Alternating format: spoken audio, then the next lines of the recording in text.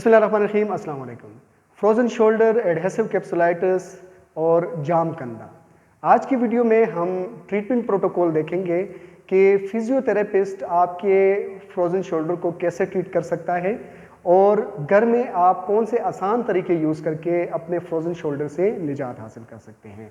जैसे कि मैंने एक और वीडियो भी इसी टॉपिक पे बनाई हुई है, आप डिस्क्रिप्शन में जाके उसका लिंक देख सकते हैं, उस वीडियो को देख सकते हैं। उस वीडियो में मैंने फ्रोज़न शोल्डर के हवाले से उसकी डेफिनीशन कि फ्रोज़न शोल्डर क्या है, उसकी वजूहात क्या है, साइन एंड सिम्पटम्स क्या हैं और उसका घर में आसान तरीके इलाज मैंने बताया है। आज की वीडियो में हम थोड़ा सा डिटेल में जाएंगे, सिर्फ और सिर्फ ट्रीटमेंट प्रोटोकॉल देखेंगे कि अगर आपको किसी ने एडवाइस किया कि आप फिजियोथेरेपी करें तो फिजियोथेरेपिस्ट क्या करेगा। हम इस वीडियो में सर्जिकल ट्रीटमेंट को डिस्कस नहीं करेंगे, मेडिसिन ट्रीटमेंट को डिस्कस नहीं करेंगे। हम नॉन इन्वेसिव प्रोसीजर मतलब फिजियोथेरेपी एक्सरसाइजेस के थ्रू आप अपने फ्रोज़न शोल्डर को कैसे ट्रीट करेंगे। तो चलिए शुरू करते हैं पेशेंट के ऊपर कि फिजियोथेरेपिस्ट क्या करेगा और होम ट्रीटमेंट प्लान क्या होगा। अब हम देखते हैं फिजियोथेरेपी प्रोटोकॉल कि फिजियोथेरेपिस्ट आपके फ्रोज़न शोल्डर को कैसे ट्रीट करेगा। इसमें सबसे पहले वो क्या करता है कि इफेक्टेड जो शोल्डर है उसको हीट अप करता है, उसको हीट अप्लाई करता है और टेंस एक मशीन है वो यहाँ पे लगा लेता है ताकि दर्द की इंटेंसिटी थोड़ी कम हो जाए। हीट और टेंस 10 मिनट के लिए वो लगा लेता है।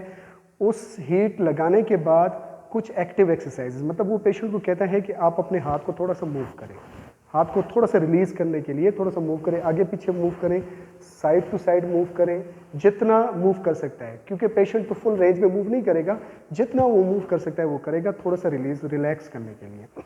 उसके पास बाद पेशेंट को इसी तरह सीधा लेटा के वो क्या करेगा, शोल्डर जॉइंट, अब शोल्डर जॉइंट की जो मूवमेंट रिस्ट्रिक्टेड होगी वो क्या होगी, पेशेंट अपने हाथ को ऊपर नहीं उठा सकता। आप अपने हाथ को ऊपर उठाएं, यहाँ तक इसने उठा लिया, अब और ऊपर नहीं जा सकता।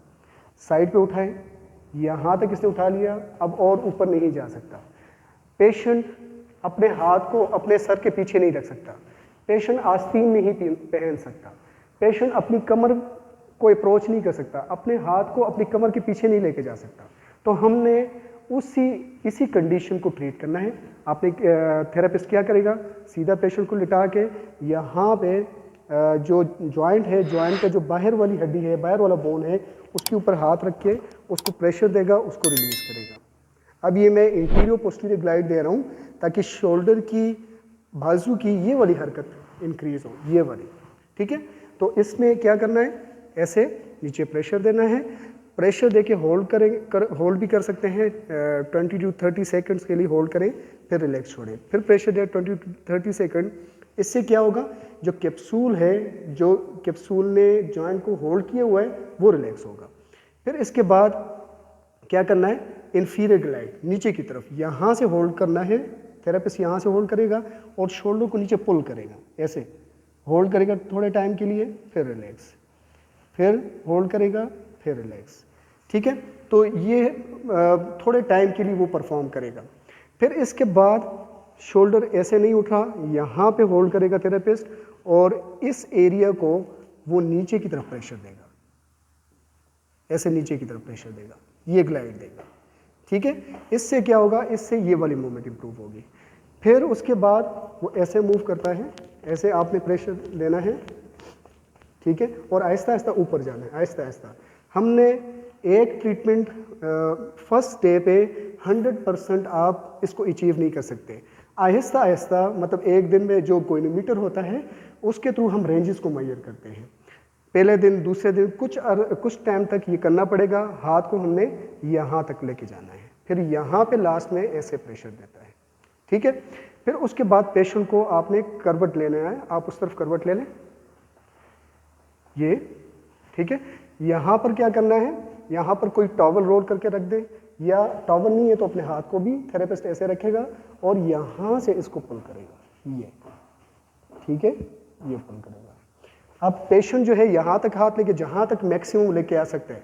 फॉर एग्जाम्पल पेशेंट ने यहाँ तक हाथ ले आया तो यहाँ पर आप ऐसे रख ले कोई भी चीज़ और यहाँ से आप पुल करें, नीचे की तरफ पुल करें और नीचे की तरफ ड्रॉ करें, पीछे लेके जाएं और नीचे की तरफ, ये, ठीक है। इसको मूव नहीं करना साथ में, सिर्फ यहाँ से मूव करना है, ठीक है। ये करने के बाद आहिस्ता आहिस्ता फर्स्ट डे पे थोड़ा सा हुआ, सेकंड डे पे आहिस्ता आहिस्ता हमने इसको लेके जाना है, कंप्लीट करना है। फिर हाथ को जहाँ तक आया यहाँ तक, यहाँ से होल्ड किया और ये कर लिया। ठीक है, तो ये कुछ फिजियोथेरेपी के बहुत ही ज़्यादा इफ़ेक्टिव टेक्निक्स थे। थेरेपिस्ट इसी ट्रीटमेंट प्रोटोकॉल को लेके आगे जाएगा और आहिस्ता आहिस्ता उस रेंजेस को इम्प्रूव करेगा। अब हम आते हैं घर में आप कौन सी पॉसिबल और इजी मेथड यूज़ कर सकते हैं।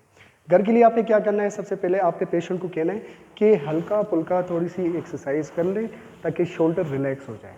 ऐसे मूव करें, रिलैक्स कर दें। उसके बाद आपने पेशेंट को कहना है कि आप ऐसे खड़े हो जाएं और थोड़ा सा ऐसे झुक जाएं।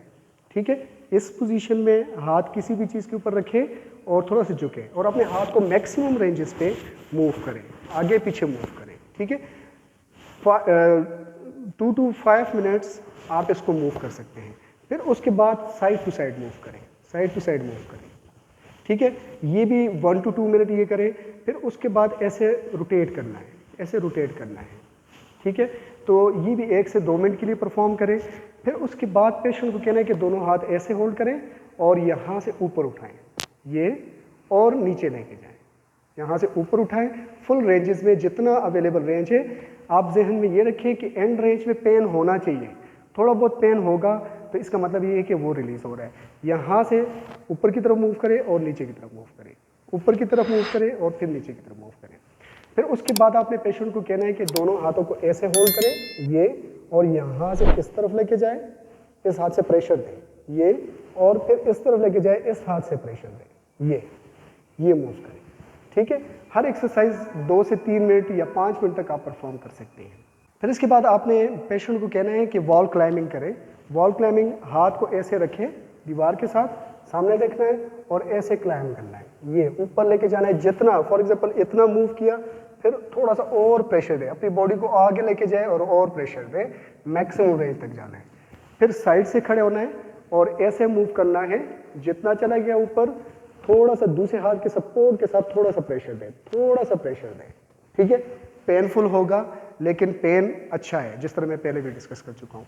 इसके बाद आपने क्या करना है, कोई भी चीज़ हो, कोई भी चादर सी हो या कोई भी शॉल, कोई भी बेल्ट हो, उसको आपने ऐसे होल्ड करवाना है। ये देखें, यहाँ से राइट शोल्डर प्रॉब्लम है, राइट शोल्डर को नीचे रखें, राइट हैंड को लेफ्ट हैंड के साथ उसको पुल करें। ये जितना कर सकता है, पेन होना चाहिए एंड रेंज पे। थोड़ी देर के लिए होल्ड करें, फिर वापस, थोड़ी देर के लिए होल्ड करें, फिर वापस। 10 मरतबा करने के बाद तेज़ी से मूव करें, तेज़ी से मूव करें।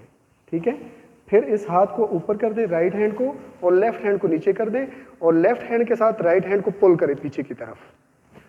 10 सेकंड तक होल्ड करें, फिर रिलैक्स, फिर खींचे, 10 सेकंड तक होल्ड करें, फिर रिलैक्स। 10 मरतबा करने के बाद थोड़ा सा तेज़ी के साथ 1 मिनट के लिए इसको मूव करें। ये ट्रीटमेंट प्रोटोकॉल था, होम एक्सरसाइज प्लान। अगर आप ये घर में करेंगे तो इंशाल्लाह आप फ्रोजन शोल्डर से जल्दी ही निजात पा जाएंगे। तो उम्मीद करता हूँ आपको आज की वीडियो पसंद आई होगी। अगर वीडियो पसंद आई है तो वीडियो को लाइक करें, सबके साथ शेयर करें और चैनल को ज़रूर सब्सक्राइब कीजिएगा। जज़ाकल्लाह, अल्लाह हाफ़िज़।